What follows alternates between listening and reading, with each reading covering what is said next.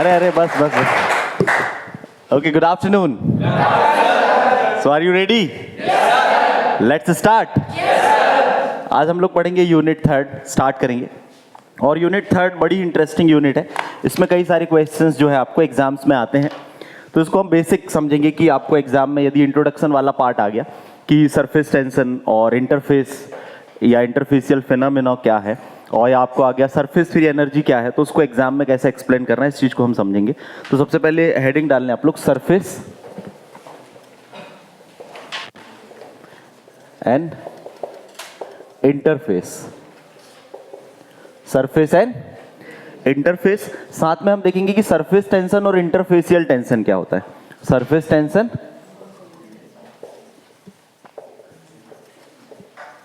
और interfacial tension क्या होता है। और सबसे इंपॉर्टेंट आपका surface free energy. Surface free energy मैंने जैसे आपको पहले भी बताया कि सरफेस फ्री एनर्जी ये ऐसा क्वेश्चन है जो आपके जो दूसरे क्वेश्चंस कई बार जो आप बहुत अच्छे से तैयारी करके जाते हैं, जैसे कि method explain the method of measurement of surface tension and interfacial tension, तो उसके साथ में ये ऐड ऑन होकर आ जाता है। और पहला क्वेश्चन ही कई बार ये बन जाता है एक्सप्लेन सरफेस फ्री एनर्जी, और उसके बाद में उसका दूसरा क्वेश्चन। आप रिपीटेड जो पुराने क्वेश्चंस पेपर देखेंगे ना, तो उसमें इस तरीके का दिया रहता है। तो सबसे पहले हम समझेंगे कि सरफेस क्या है। सरफेस जनरली क्या है, कोई भी आपका सॉलिड है, लिक्विड है, उसकी आउटर सरफेस क्या है, दैट इज सरफेस। तो सरफेस को हम डिफाइन करने के लिए ऐसा भी बोल सकते हैं कि सॉलिड और गैस जो इंटरफेस है वो क्या है, सॉलिड सरफेस है, और जो लिक्विड और गैस इंटरफेस है वो क्या है। तो यहां पर हम इंटरफेस को सबसे पहले डिफाइन करेंगे। किसको? इंटरफेस। तो इंटरफेस को हम डिफाइन करेंगे तो जनरली इंटरफेस क्या है, दो फेज जो हैं, मतलब दो फेज है, दो अवस्थाएं हैं, या कोई भी दो चीज सेपरेट है, उनके बीच का जो फेज है वो आपका इंटरफेस कहलाता है। तो उसको हम क्या बोलेंगे, it is the boundary. Interface क्या है? बाउंड्री है, ठीक है ना, boundary between two phase. Boundary between two phase, दो फेजेस के बीच में बाउंड्रीज होना, इसको हम बोलते हैं इंटरफेज। अब हम डिफाइन कर देंगे सबसे पहले सरफेस और इंटरफेस को, कि आपका सरफेस और इंटरफेस जनरली यदि आपको एग्जाम में डायरेक्ट आता है तो आप इंटरफेस को डिफाइन करने से पहले आप ये भी बता सकते हैं कि surface tension and interfacial tension या surface and interfacial phenomena is a very essential part in the manufacturing of doses form. Manufacturing of doses form जो आपके फॉर्मुलेशन ऑफ डोजेस फॉर्म में बहुत ही इंपॉर्टेंट रोल प्ले करता है, और evaluation of doses form, formulation of doses form and evaluation, ठीक। उसके बाद में आप आंसर क्या करेंगे, different kind of different surface and interface. क्या डिफाइन करना है आपको? सरफेस और इंटरफेस। सरफेस और इंटरफेस को डिफाइन करने के लिए हम सबसे पहले बताएंगे सॉलिड सरफेस। किसको बताएंगे? Solid surface. जनरली गैस और गैस के बीच में इंटरफेस नहीं होगा, क्योंकि गैस ऑल प्रोपोर्शन में मिक्स्ड होती है, तो उसमें हम कोई इंटरफेस नहीं जनरली देखते हैं, वो उसमें नो इंटरफेस जनरली इंक्लूडेड किया जाता है। तो कभी आपसे एग्जाम में पूछा जाएगा कि there is no interface, existence of no any interface, तो गैस के मॉलिक्यूल्स में कोई इंटरफेस नहीं होगा। जैसे मान के चलो ये आपका एक सॉलिड पार्टिकल्स है, ठीक है, तो इसके चारों ओर क्या है, आपके गैस के मॉलिक्यूल्स हैं। तो गैस के मॉलिक्यूल में उतना फोर्स ऑफ अट्रैक्शन नहीं होगा जितना सॉलिड सॉलिड के आपस में फोर्स ऑफ अट्रैक्शन है। तो जनरली ये क्या कहलाती है आपकी, ये सॉलिड सरफेस कहलाती है। क्या कहलाएगी आपकी?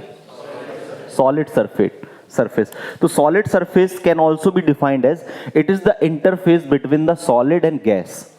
एग्जाम में कैसे बताना है? Solid surface is the outer surface of the solid. Solid surface is what? Outer surface of the solid. Solid की जो आउटर सरफेस है उसको हम क्या बोलते हैं? Solid surface. But it can also be defined as, ठीक है ना, इसको लिख लें आप लोग, it is the interface between gas and solid. Gas और सॉलिड के बीच के इंटरफेस को भी हम क्या बोलते हैं? आपका सॉलिड सरफेस। फिर दूसरा आपका पूछा जाता है लिक्विड सरफेस। दूसरा क्या पूछा जाता है? Liquid surface. जैसे कई बार क्या होता है, कुछ गैस जो है एड्सॉर्ब हो जाती है सरफेस में, तो वो भी एक गैस और सॉलिड इंटरफेस बनाते हैं, ठीक है ना। Gas adsorb on to the solid, it is also called solid gas interface. उसके बाद में नेक्स्ट है आपका लिक्विड सरफेस। लिक्विड सरफेस की बात करें तो आपका कोई लिक्विड है, एक ही लिक्विड है, तो ये क्या कहलाएगा? One phase. एक ही लिक्विड है तो क्या कहलाएगा? One phase. यदि दो लिक्विड है तो क्या कहलाएगा? क्यों कहलाएगा? दो लिक्विड है तो टू फेज क्यों कहलाएगा? यदि वो टू फेज तभी कहलाएगा जब वो दो लिक्विड आपस में मिक्सेबल नहीं होंगे, तभी टू फेज कहलाएगा ना। आपने यदि वाटर और अल्कोहल को मिलाया तो वाटर और अल्कोहल तो पूरे प्रोपोर्शन में मिक्स्ड हो जाएगा, फिर से वो मोनो हो जाएगा, एक साथ दिखने लगेगा। हाँ, उसमें दो लिक्विड है कंपोनेंट, लेकिन दो फेज नहीं है। आ रहा समझ में? तो ये क्या है, अभी एक ही लिक्विड है और ये इसका सरफेस है, लिक्विड सरफेस, तो ये आपका क्या कहलाएगा? Liquid surface. तो लिक्विड सरफेस को भी कैसे डिफाइन कर सकते हैं? लिक्विड सरफेस, ठीक है ना, it is also one kind of interface between liquid and gas, between liquid and gas. Gas और लिक्विड के इंटरफेस को भी हम क्या बोलते हैं? क्योंकि आप ऐसा तो नहीं कर सकते कि बाउंड्री हो ही ना वहां पर, हमेशा बाउंड्री तो होगी ना, इसके बाहर एयर की बाउंड्री है, आपके गैस के मॉलिक्यूल्स हैं, तो ये भी एक इंटरफेस है जनरली। लेकिन हम यहाँ पर गैस के इंटरफेस को उतना, गैस के फेस को हम यहाँ पर लाइक नेग्लिजिबल माना जाता है। तो ये आपका कहलाया गया लिक्विड सरफेस और ये सॉलिड सरफेस, तो दो सरफेस हैं आपकी। फिर आपको बताना है इंटरफेस। तो इंटरफेस में आपका जो है लिक्विड इंटरफेस हो जाएगा। लिक्विड इंटरफेस हमेशा क्या होगा? बिटवीन टू इमिसिबल लिक्विड, दो इमिसिबल लिक्विड के बीच का जो इंटरफेस होता है वो क्या कहलाता है आपका? जैसे एक लिक्विड यहां पर है एक, और दूसरा लिक्विड नीचे है। दूसरा लिक्विड कहां है? नीचे है। तो ये क्या हो जाएगा आपका? जैसे मान के चलो यहां पर है ऑयल आपका और यहां पर है आपका वाटर, तो ऑयल और वाटर मिक्स्ड हो जाएंगे क्या आपस में? तो आपको बताना है liquid liquid interface. Liquid liquid interface में आपका ऑयल एंड वाटर, एक एग्जांपल के तौर पर आप ये भी दे सकते हैं, इमल्सन एक एग्जांपल है जिसमें लिक्विड लिक्विड आपके दो फेज होते हैं और उसमें इंटरफेस होता है। कभी भी ऑयल के ग्लोब्यूल इमल्सन में सॉल्युबलाइज नहीं होते हैं, वो डिस्पर्स्ड रहते हैं उसमें, ठीक है ना। तो उसमें क्या होता है? हमेशा लिक्विड लिक्विड इंटरफेस, हमेशा आपके लिक्विड जो ड्रॉपलेट है और जो उसका सॉल्वेंट है उसमें हमेशा बाउंड्री रहती है, और जितने अच्छे से उनमें डिस्पर्जन होगा वो स्टेबल इमल्सन कहलाएगा। तो लिक्विड लिक्विड इंटरफेस किस में हो जाएगा आपका? इमल्सन। फिर आपका सॉलिड लिक्विड इंटरफेस, फिर क्या हो जाएगा आपका? Solid liquid interface. Solid liquid interface में क्या हो जाएगा आपका? कि जो आपका कोई लिक्विड है उसमें सॉलिड पार्टिकल्स सस्पेंडेड है। सॉलिड पार्टिकल्स क्या है? सस्पेंडेड है। एग्जाम्पल क्या हो जाएगा? सस्पेंशन। सस्पेंशन में क्या होता है? सॉलिड पार्टिकल्स उसमें सस्पेंडेड होते हैं। तो ये हमने सरफेस और इंटरफेस के बारे में बता दिया, क्योंकि फर्स्ट यूनिट आपका यही बोलती है सरफेस और इंटरफेस क्या है। तो आपके दो सरफेस यहाँ पर, सॉलिड सरफेस और दूसरा लिक्विड सरफेस, और यहाँ पर इंटरफेस कितने हो गए आपके? यहाँ पर दो इंटरफेस को आपको एक्सप्लेन करना है। लिक्विड लिक्विड इंटरफेस एग्जाम में हमको बताना है ना, तो आप इसी तरीके से एक्सप्लेन करेंगे। लिक्विड लिक्विड इंटरफेस में आपका लिक्विड ऑयल है और वाटर है, तो इसके बीच की जो बाउंड्री है दैट इज इंटरफेस, इसमें यहाँ पर इंटरफेस लिख लेना। और यहाँ पर ये सॉलिड और लिक्विड के चारों ओर क्या है? इंटरफेस है। तो इंटरफेस कितने हो गए? ठीक है ना, इंटरफेस सॉलिड लिक्विड और हाँ, तो इंटरफेस में आपका क्या हो जाएगा? इंटरफेस को हम डिफाइन कैसे करेंगे? इंटरफेस बाउंड्री है, आपके दो सरफेस के बीच की बाउंड्रीज है। क्या गैस के मॉलिक्यूल्स में इंटरफेस होगा? नहीं होगा। गैस के मॉलिक्यूल्स में इंटरफेस हम नहीं स्टडी करेंगे। लिक्विड लिक्विड इंटरफेस और आपका solid solid solid liquid interface. Solid solid interface भी हो सकता है, सॉलिड सॉलिड इंटरफेस भी हो सकते हैं, लेकिन जनरली आपको पढ़ना क्या है? लिक्विड इंटरफेस के बारे में पढ़ना। किसके बारे में पढ़ना है? लिक्विड इंटरफेस के बारे में पढ़ना है। लेकिन एग्जाम में आपको पूछा जाएगा सरफेस टेंशन और इंटरफेसियल टेंशन, तो आपको ये चीजें सरफेसेस पता होना चाहिए और ये चीज भी आपको बताना है। एग्जाम में ये डायग्राम बनाकर एक्सप्लेन करेंगे तो ज्यादा अच्छा रहेगा। नेक्स्ट हम लिखेंगे surface tension. Surface tension, surface tension को समझाने के लिए जनरली हम यदि सरफेस टेंशन की बात करें तो आपका जो सरफेस पर एक फोर्स अप्लाई होगा बाय द सरफेस मॉलिक्यूल, ठीक है ना।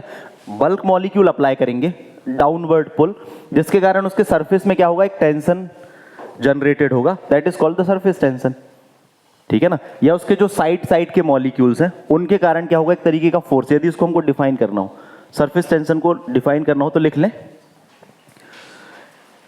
Intermolecular force between the molecule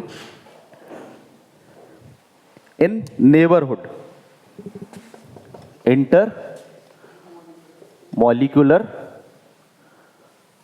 intermolecular force between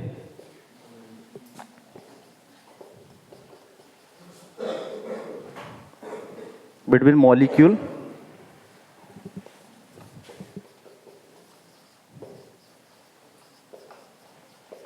ठीक। अब ये जो डेफिनेशन लिखी है इसको हम समझते हैं, ठीक, और इसको आपको एग्जाम में एक्सप्लेन भी करना है सरफेस टेंशन को।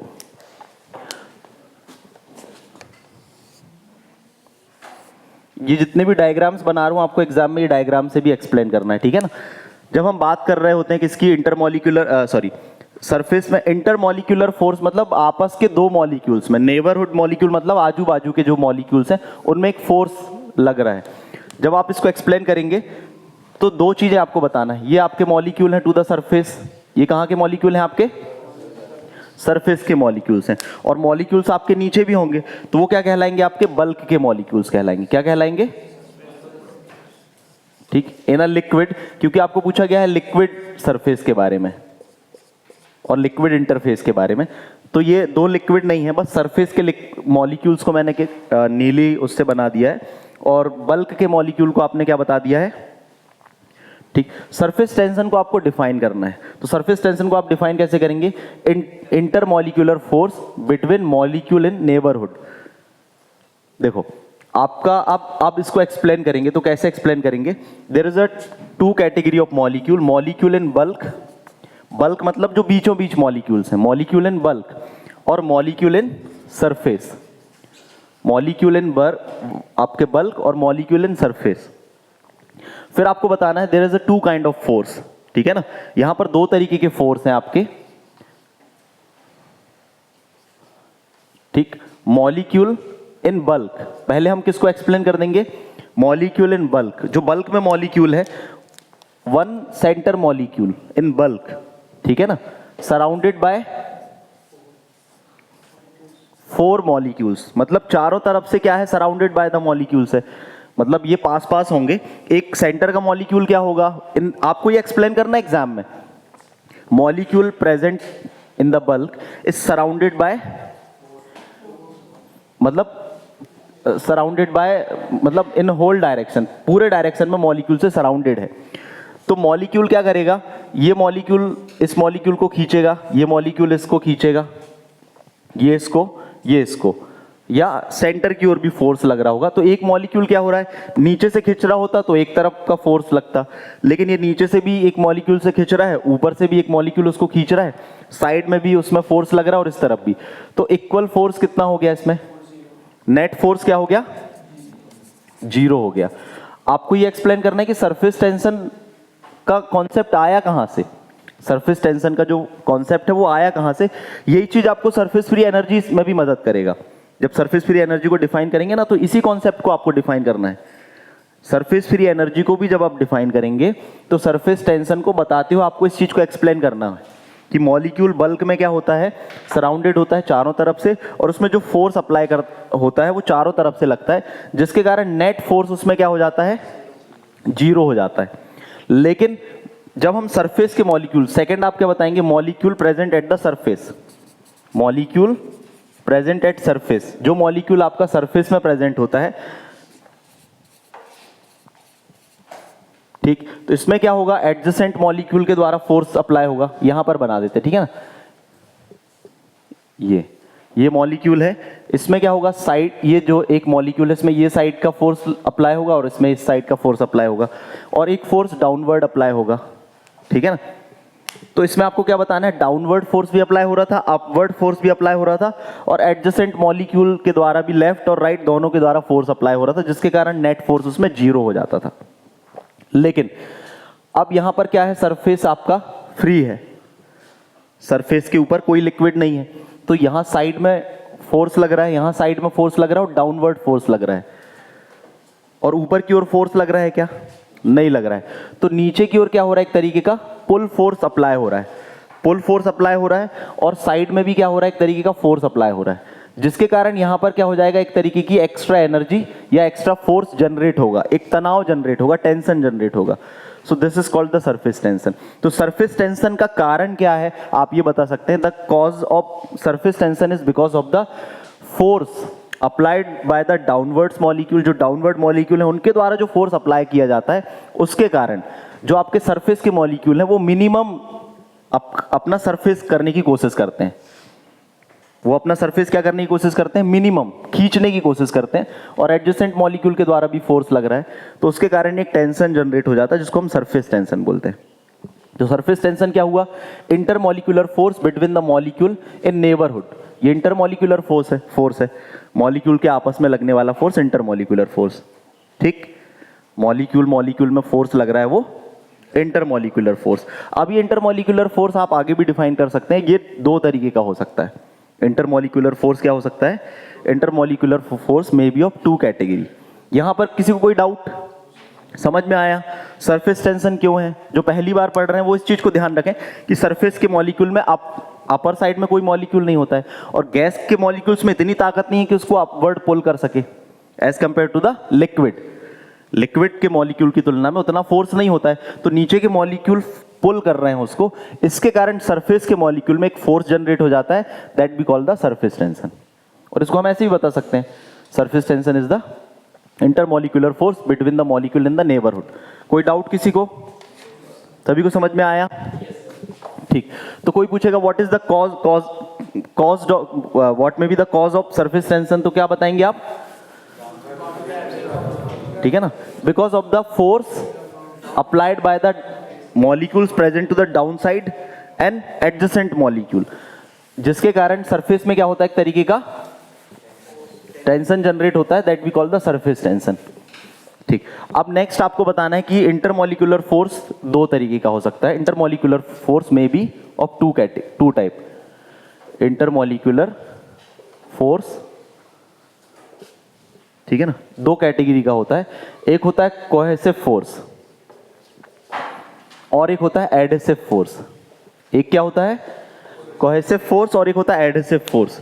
जैसे मान के चलो एक ही लिक्विड है, तो एक ही लिक्विड के बीच में लगने वाले मॉलिक्यूल्स, एक मॉलिक्यूल है, दो मॉलिक्यूल, तीन, बहुत सारे मॉलिक्यूल हो गए, तो हम उनको क्या बोलेंगे? Inter molecule. आपस के मॉलिक्यूल्स इंटर मॉलिक्यूल।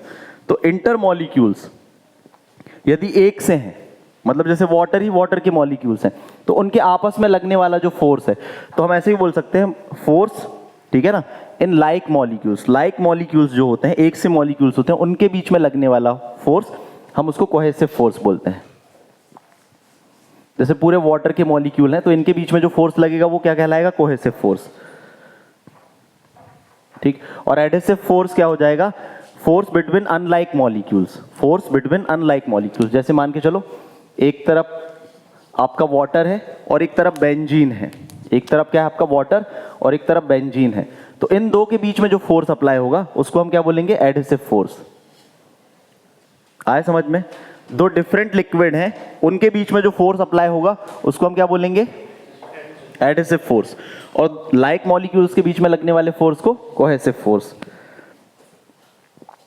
ठीक, अब ये भी बता देना कि यूनिट क्या होती है इसमें, है ना? यूनिट ऑफ सरफेस और इंटरफेसियल टेंशन को डिफाइन कर लें हम लोग। डाइन पर सेंटीमीटर होती है, ठीक है ना? डाइन पर सेंटीमीटर, दोनों की यूनिट आपकी डाइन पर सेंटीमीटर।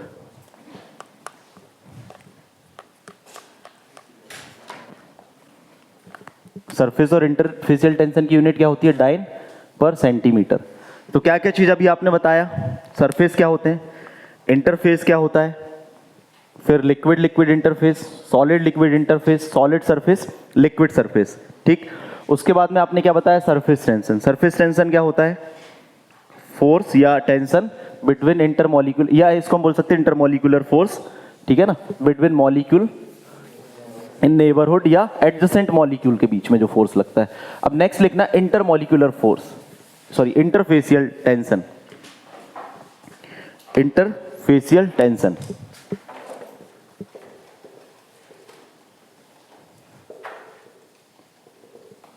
ठीक। इंटरफेस जब भी बात आएगी क्या होगा? सरफेस टेंशन ओनली सरफेस की बात कर रहे हैं। इंटरफेसियल टेंशन क्या हो जाएगा?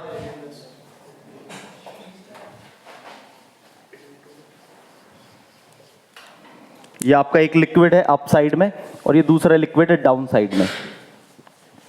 इनके बीच में जो फोर्स अप्लाई होगा उसको हम क्या बोलेंगे?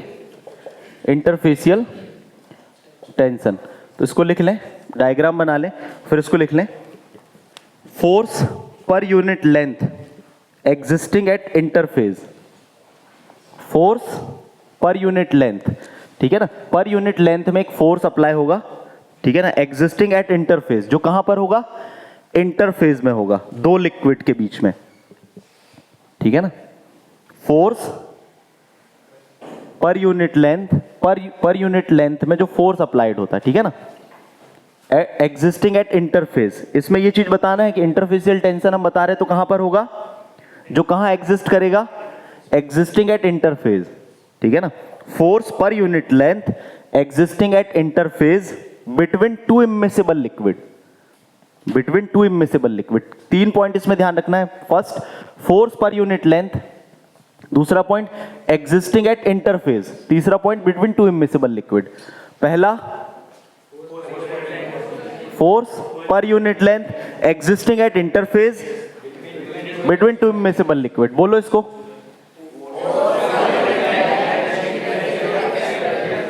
ऐसे बोलोगे, एक रिदम में बोलो, फिर से स्टार्ट।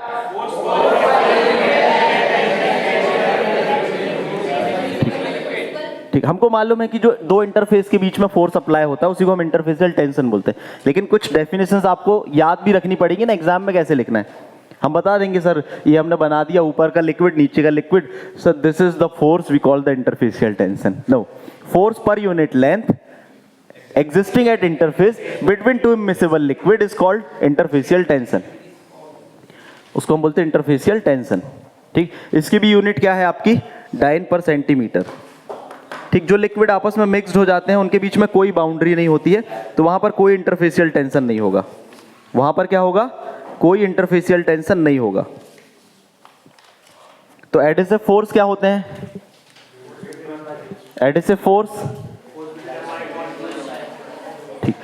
अब मान के चलो एक क्वेश्चन मैं आपसे पूछता हूं, सरफेस और इंटरफेस, सरफेस टेंशन और इंटरफेसियल टेंशन, ये 4 चीजें आपसे पूछी जाएगी तो बता दोगे? क्या क्या बताओगे? जब हमसे पूछा जाएगा सरफेस और interfacial phenomena, it is very important part in manufacturing of dosage form. Dosage form manufacturing में बहुत इंपॉर्टेंट होता है। There are various kind of surface and interface. Example, surface, solid surface, ठीक है ना, liquid surface, interface, liquid liquid interface, solid liquid interface. Example दे दिया हमने, सरफेस को डिफाइन कर दिया, interface boundary between two phase, दो फेज के बीच में बाउंड्री। जनरली जो सरफेस है उसको भी हम, सॉलिड सरफेस है उसको भी इंटरफेस के टर्म में डिफाइन कर सकते हैं, ठीक है ना। सॉलिड सरफेस क्या है? It is just a interface between solid and gas. Liquid also interface, liquid and liquid surface, liquid surface को भी हम इंटरफेस के टर्म में डिफाइन कर सकते हैं कि आपका लिक्विड और उसके ऊपर जो गैस के मॉलिक्यूल है उसके बीच में भी इंटरफेस गैस और लिक्विड का एग्जिस्ट करता है, लेकिन हम गैस को वहां पर नेग्लिजिबल मान लेते हैं। तो सॉलिड सरफेस और लिक्विड सरफेस। फिर लिक्विड लिक्विड में एग्जांपल आप इमल्सन का बता देंगे, सॉलिड में सस्पेंशन, ये चीजें डिफाइन करेंगे एग्जाम में। फिर उसके बाद में सरफेस टेंशन हम बताएंगे। सरफेस टेंशन को डिफाइन करने की कई सारी डेफिनेशंस हैं। टेंशन, जो टेंशन आपका सरफेस में है, मतलब tension to the surface of any liquid is called surface tension. उसी से डेफिनेशन बना दो। फोर्स बिटवीन एडजेसेंट मॉलिक्यूल और due to the downwards molecule, ठीक है ना, उसको भी हम क्या बोलते हैं? Surface tension. तो इस तरीके से आप कई डेफिनेशन बता सकते हो। उसमें फिर आपको क्या एक्सप्लेन करना है? मॉलिक्यूल इन द बल्क और मॉलिक्यूल इन द सरफेस। तो बल्क में चारों तरफ से उसमें फोर्स अप्लाई होगा जिससे उसका पूरा नेट फोर्स क्या हो जाएगा? 0 हो जाएगा। लेकिन सरफेस में हम बात करें तो ऊपर में मॉलिक्यूल्स नहीं होते हैं तो वहां पर फोर्स अप्लाई नहीं होगा, डाउनवर्ड्स मॉलिक्यूल के कारण फोर्स अप्लाई किया जा रहा है और एडजेसेंट मॉलिक्यूल के द्वारा फोर्स अप्लाई किया जा रहा है, जिसके कारण आपका जो सरफेस है वो आपका क्या करेगा? मिनिमम एरिया करने की कोशिश करेगा, अपना एरिया क्या करेगा? मिनिमम करने की कोशिश करेगा। इसी कारण वाटर ड्रॉपलेट्स क्या होती है? स्फेरिकल शेप होती है। वाटर की जो ड्रॉपलेट्स होती है वो कैसी होती है? स्फेरिकल शेप होती है। क्यों? क्योंकि जो सेंटर में मॉलिक्यूल है, चारों तरफ सरफेस में कोई मॉलिक्यूल नहीं है, तो यहां से खींचेगा, ये चारों तरफ अंदर से खींचेगा और बाहर से नहीं खींचेगा, तो ड्रॉपलेट्स कम से कम साइज लेने की कोशिश करेगी। ड्रॉपलेट्स क्या करेगी? कम से कम साइज लेने की कोशिश करेगी। तो ये क्यों होता है? इसके कारण है सरफेस टेंशन। फिर इंटरफेसियल टेंशन क्या है, ठीक है ना, force per unit length at existing at interface between two immiscible liquid, हम उसको इंटरफेसियल टेंशन बोलते हैं। अब क्वेश्चन ये है कि फैक्टर्स कौन कौन से हैं जो सरफेस और इंटरफेसियल टेंशन को इफेक्ट करते हैं, ये एक पॉइंट हम और बता देंगे। Factors affecting surface and interfacial tension, कोई ऐसा जिसको नहीं समझ में आ रहा हो या जिनको नई चीजें लग रही हैं ये, तो वो ये ध्यान रखें, ये तो आपको एग्जाम में आएगा और ये चीजें बतानी है, आपको पता होना चाहिए ये चीजें आपको, ठीक। फैक्टर्स, फैक्टर में फर्स्ट लिखना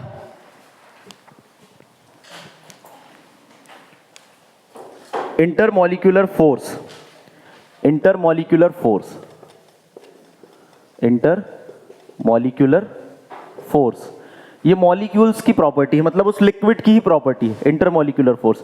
क्योंकि आपको क्या दिया है, आपके सिलेबस में पहले ही पॉइंट दिया है लिक्विड इंटरफेस, है ना, लिक्विड इंटरफेस दिया है, तो आप उसमें बता सकते हैं, लिक्विड इंटरफेस दिया है उसमें ये सारी चीजें लिख सकते हैं आप। तो इंटरमॉलिक्यूलर फोर्स में सिंपल है, ज्यादा इंटरमॉलिक्यूलर फोर्स होगा, मॉलिक्यूल्स में फोर्स ऑफ कोहेसिव फोर्स ज्यादा होगा, तो उनमें क्या होगा, उनका सरफेस टेंशन ज्यादा होगा। तो इंटरमॉलिक्यूलर फोर्स, जितना ज्यादा इंटरमॉलिक्यूलर फोर्स होगा उतना उसका सरफेस टेंशन ज्यादा होगा, यदि कम है तो कम होगा। And this is the internal factor, इसको हम क्या बोलते हैं, इंटरनल फैक्टर। सेकंड लिखें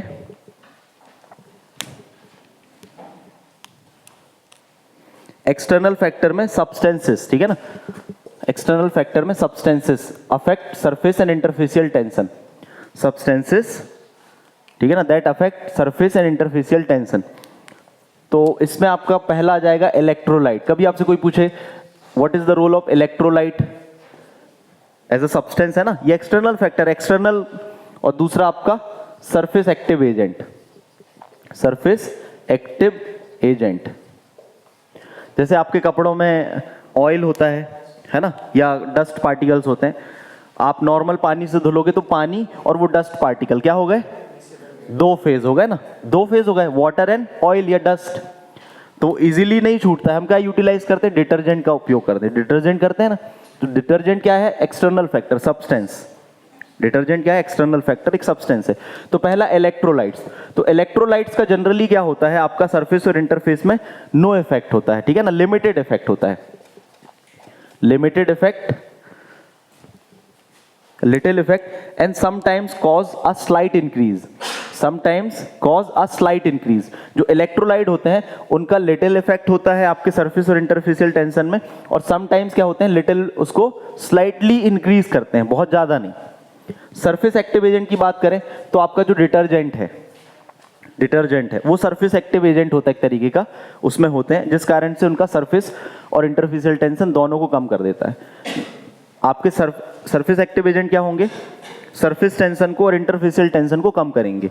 जनरली कई बार ये क्वेश्चन पूछा जाता है कि यदि सरफेस टेंशन की बात करें और इंटरफेसियल टेंशन की बात करें तो दोनों में बड़ा फोर्स कौन है। ये भाई कई बार एमसीक्यूज में मल्टीपल चॉइस क्वेश्चंस में पूछ लिया जाता है, या ट्रू एंड फॉल्स में पूछ लिया जाता है कि आपका जो surface tension is always greater than the interfacial tension, true और फॉल्स, या interfacial tension is always less than the surface tension. पहले वही बात बोली थी मैंने, दूसरा सेंटेंस उसको रिपीट कर दिया।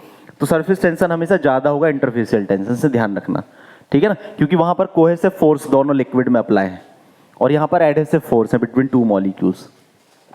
तो सरफेस एक्टिव एजेंट क्या करेंगे, रिड्यूस करेंगे, सरफेस टेंशन को क्या करेंगे, रिड्यूस करेंगे। फिर नेक्स्ट लिखना टेम्परेचर, थर्ड क्या हो जाएगा, टेम्परेचर।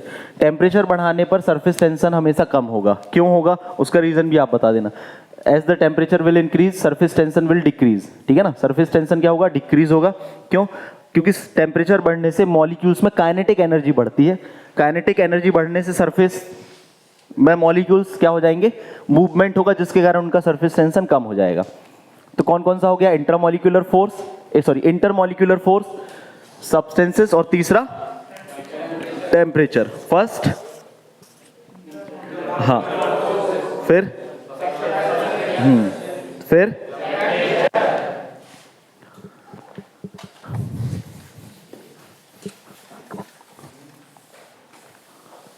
फिर नेक्स्ट आप हेडिंग डालें surface free energy, surface free energy, surface free energy बहुत इंपॉर्टेंट है, ध्यान से समझना इसको, है ना। Surface free energy,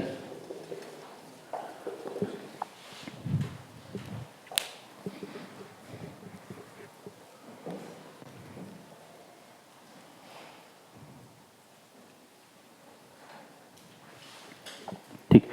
surface free energy को समझने के लिए थोड़ा सा हम फिर से एक एग्जांपल समझते हैं कि जो ड्रॉपलेट्स आपकी बनती है, जैसे मान के चलो ये ड्रॉप है, ठीक है ना। तो ड्रॉप क्या करती है, स्फेरिकल शेप होने की कोशिश करती है, तो सभी को मालूम है। ये जो सरफेस है, मान के चलो सरफेस के मॉलिक्यूल्स हैं, उन पे डाउनवर्ड फोर्स अप्लाई होगा और एडजेसेंट मॉलिक्यूल के कारण क्या होगा, फोर्स अप्लाई होगा, ठीक। तो फॉर्मेशन ऑफ सरफेस ऐसा लिखें, formation of surface, formation of surface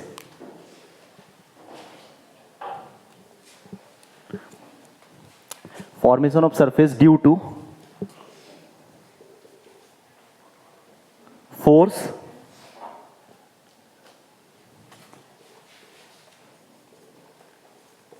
applied by downwards molecule, ठीक है ना, molecule present to the bulk and adjacent molecule, ठीक है ना। सरफेस बन क्यों रही है, सरफेस बन क्यों रही है, ठीक। फॉर्मेशन ऑफ सरफेस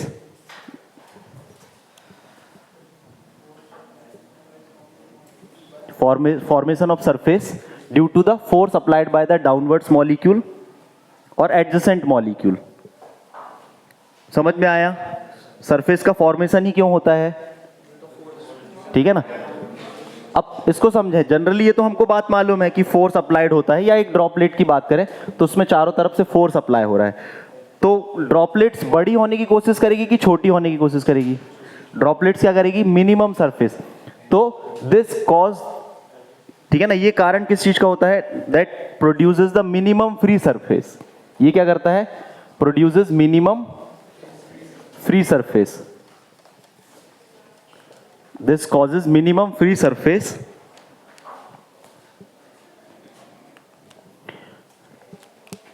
ठीक। उसके कारण से क्या होगा, minimum free surface, and this minimum free surface, जितना उसका फ्री सरफेस मिनिमम होगा, minimum surface free energy, minimum surface free energy. Surface जितना ज्यादा होगा उसकी सरफेस एनर्जी उतनी बढ़ती जाएगी, जो हम इसमें पढ़ रहे हैं आपका सरफेस एंड इंटरफेसियल टेंशन में। तो सरफेस बन किस कारण से रहा है, आपको पता है ड्रॉपलेट्स का साइज, ड्रॉपलेट हमेशा छोटी होने की कोशिश करती है, मिनिमम। तो आपको पहले ये बताना है कि फॉर्मेशन ऑफ सरफेस, क्योंकि आपको फ्री एनर्जी बताना और सरफेस की फ्री एनर्जी, तो सरफेस या फ्री सरफेस क्या है, कैसे बना, क्यों बना, कि एक मॉलिक्यूल में जो एडजेसेंट मॉलिक्यूल या डाउनवर्ड्स मॉलिक्यूल के कारण जो फोर्स अप्लाइड होता है, उसके कारण कोई भी मॉलिक्यूल क्या करता है, tend to take minimum free surface, वो मिनिमम फ्री सरफेस लेने की कोशिश करता है, और उसका जितना ज्यादा मिनिमम फ्री सरफेस होगा उसमें क्या होगा, मिनिमम सरफेस फ्री एनर्जी होगी, ठीक। इस पॉइंट को लिख लिया। फिर नेक्स्ट लिखना सरफेस फ्री एनर्जी। तो सरफेस में क्या है, जब हम बल्क की बात करते हैं तो बल्क में कोई एनर्जी है क्या, बल्क का नेट फोर्स क्या हो गया था, 0 हो गया था। तो हम इस पॉइंट ऑफ व्यू से भी डिफाइन कर सकते हैं। तो आपके इसके सरफेस में एक एनर्जी है ना, किस कारण से, फ्री सरफेस के कारण। फ्री सरफेस के कारण कुछ ना कुछ तो एनर्जी है जिसको हम सरफेस टेंशन बोल रहे हैं, कुछ ना कुछ तो एनर्जी है या जिसके कारण सरफेस टेंशन जनरेट हो रहा है। तो मिनिमम फ्री सरफेस एरिया जितना कम होगा, मिनिमम सरफेस फ्री एनर्जी उसकी होगी, ठीक। तो अब इसको डिफाइन करना है, सरफेस फ्री एनर्जी, ठीक। Surface free energy, it is the excess energy compare to the bulk of the material, ठीक है ना। सरफेस फ्री एनर्जी क्या है, excess energy, excess energy compare to the bulk of the material. Bulk of material की बात करें तो उससे ज्यादा क्या है, ये बल्क से एक्सेस की जो एनर्जी है वही सरफेस फ्री एनर्जी होती है। तो बल्क में वो एक्सेस एनर्जी कहां से आई, ये हमको पता चला क्योंकि सरफेस में एक तरीके का टेंशन जनरेट हो रहा है, उसके कारण वो मिनिमम सरफेस करने की कोशिश करता है और वो मिनिमम सरफेस फ्री एनर्जी होती है उसके कारण। तो सरफेस फ्री एनर्जी क्या हो गई? एक्सेस एनर्जी, ठीक है ना, compare to the bulk of the material. फिर नेक्स्ट पॉइंट लिखना है इसमें, energy is directly proportional to the size of the free surface, ठीक है। और जो ये सरफेस फ्री एनर्जी होगी वो क्या होगी? प्रोपोर्शनल होगी किसके? Size of the free surface. Free surface का साइज जितना होगा,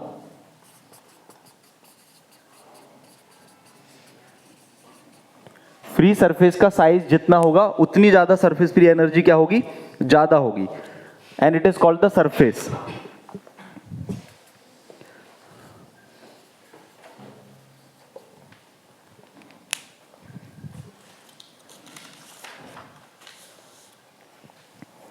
ठीक, फिर इसको मैथमेटिकली भी पूछा जाता है, ठीक है ना।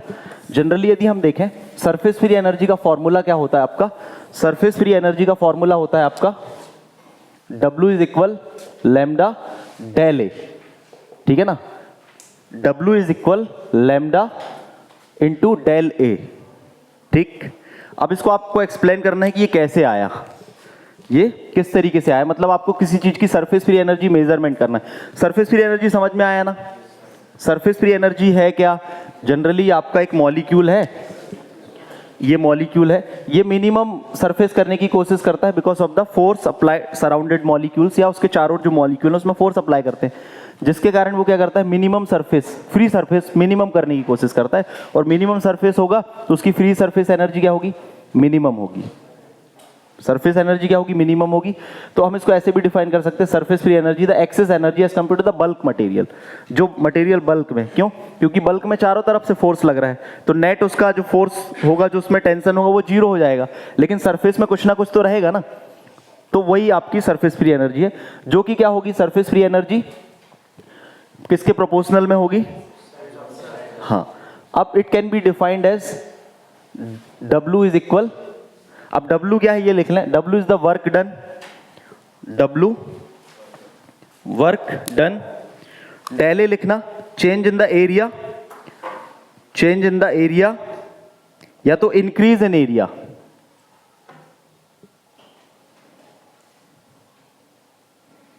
और गामा लिख लेना surface tension in dyne per centimetre, in dyne per centimetre. कौन है भैया ये? हाँ क्या कर रहे हो? जनरली ये कैसे निकलता है, यदि हमको किसी चीज की सरफेस फ्री एनर्जी मेजरमेंट करना है तो उसमें कितना तनाव है उसको पता करना पड़ेगा। जैसे मान के चलो ये एक लिक्विड है, ठीक है ना, ये एक लिक्विड है, इसके सरफेस में क्या होगा? और इसके सरफेस की जो एनर्जी होगी वो क्या होगी? Surface free energy. मान के चलो यहां पर हमने एक वायर को हमने इसमें अप्लाई किया, इसमें क्या किया? वायर को हमने इसमें अप्लाई किया, तो वायर को जब हम खींचेंगे तो सरफेस टेंशन के कारण क्या होगा? उसमें फोर्स अप्लाई होगा, उसमें क्या होगा? फोर्स अप्लाई होगा। मान के चलो हम इसको खींचें तो क्या अप्लाई होगा? फोर्स अप्लाई होगा। उस फोर्स को हम यदि मेजर कर लें, वो किसके इक्वल होगा? सरफेस फ्री एनर्जी के। तो इस फोर्स को अप्लाई करने के लिए हमको क्या करना पड़ेगा? वर्क करना पड़ेगा। और जब हम इसको अप्लाई करेंगे तो ये क्या होगा? इसमें डेल एक्स, वो इसका क्या होगा? इसमें एक तरीके का चेंज आएगा। और ये सॉरी लेंथ मान के चलो इसकी एल है, तो ये क्या हो जाएगा? दो एक, मतलब यदि इसको खींचेंगे तो दो इसकी हो जाएंगी ना लेंथ, मतलब एल और एल इसको भी लेंगे, इसका पूरा सरफेस एरिया यदि हमको मेजर करना होगा।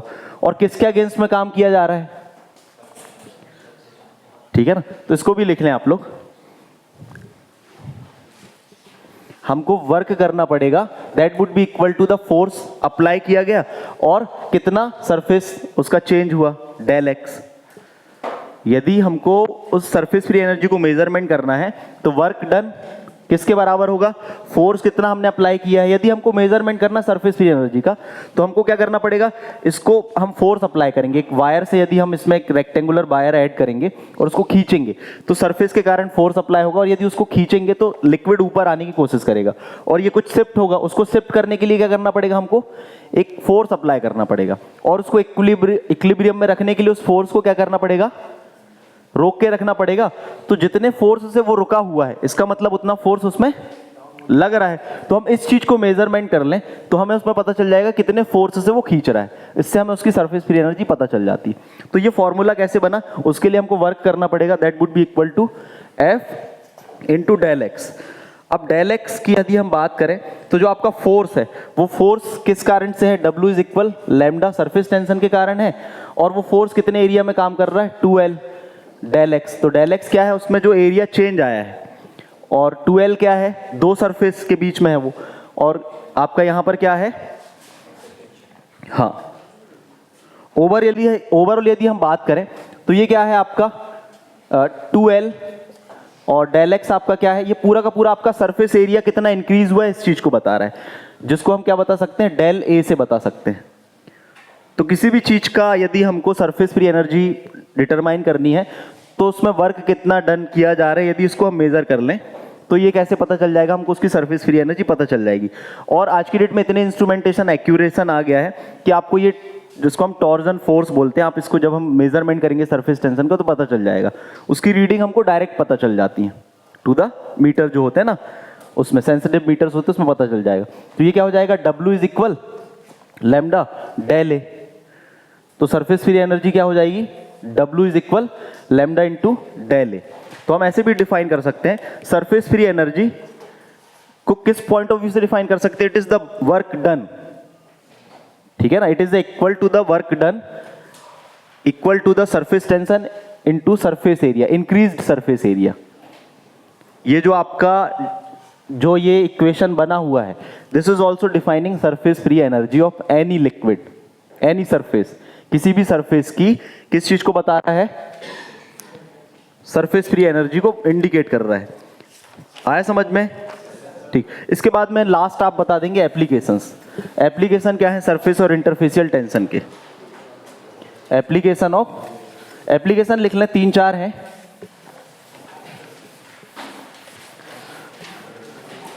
और सरफेस फ्री एनर्जी पूछा ही जाता है, आपको ध्यान रखना। फर्स्ट लिखें सॉल्वेंट, ठीक है ना, इसको ऐसे याद रखना है, फर्स्ट आपको सॉल्वेंट से याद रखना है। फर्स्ट किससे याद रखना है, सॉल्वेंट। सॉल्वेंट में लिख लेना selection of solvent. Surface and interfacial phenomena is important for the selection of solvent. Solvent के सिलेक्शन में इंपॉर्टेंट होता है क्योंकि मॉलिक्यूलर इंटरेक्शन ऑफ फेजेस को डिटरमाइन करना होता है सॉल्वेंट सिलेक्शन में। फिर नेक्स्ट लिखना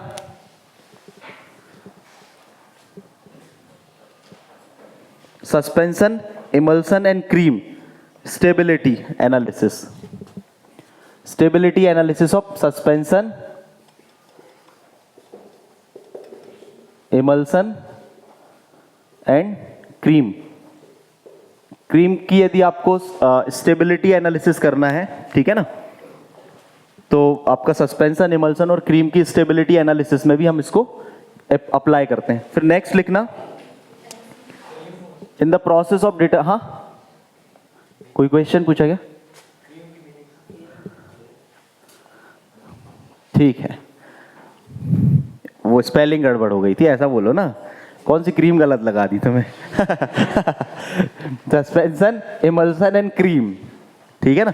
इसमें किस लिए यूज होता है ये, स्टेबिलिटी एनालिसिस और आपका एनालिसिस ऑफ एब्जॉर्प्शन या एडजॉर्प्शन टू द स्किन। इन सब में भी हम किसका इस्तेमाल करते हैं, सरफेस और इंटरफेसियल टेंशन वाली प्रॉपर्टीज का इस्तेमाल करते हैं। Third, in the process of detergency, in process of detergency. तीसरा पॉइंट क्या हो जाएगा, डिटर्जेंसी। पहला पॉइंट क्या था, सॉल्वेंट। सॉल्वेंट में क्या ध्यान रखना है, सिलेक्शन ऑफ सॉल्वेंट। दूसरा पॉइंट आपका सस्पेंशन, इमल्सन जो क्रीम होते हैं उनकी स्टेबिलिटी एनालिसिस में करते हैं। तीसरा पॉइंट क्या है, डिटर्जेंसी, ठीक। फिर आपका ऑइंटमेंट। फोर्थ पॉइंट क्या ध्यान रखना है, ऑइंटमेंट। ऑइंटमेंट में क्या, ऑइंटमेंट को हम अप्लाई करते हैं स्किन में, तो उसका स्प्रेडिंग स्टडी है ना, स्प्रेडिंग कोफिशिएंट डिटरमाइन करने में। स्प्रेडिंग ऑफ ऑइंटमेंट, ठीक। फिर आपका फिफ्थ एक और लिखें, surface active agent, surface active agent, selection of surface active agent, ठीक। पहला क्या था, solvent, next suspension, emulsion, cream, next detergency, उसके बाद ऑइंटमेंट, फिर उसके बाद फिर एक और लिखें टैबलेट, पूरी डोजेस फॉर्म फॉर्मुलेशन में यूज होता है ना, तो टैबलेट में कैसे, डिसइंटीग्रेशन स्टडी आपका, disintegration and absorption of drug from tablet, disintegration and absorption of drug from tablet की स्टडी में भी सरफेस और इंटरफेशियल फेनोमेना का हम यूटिलाइजेशन करते हैं।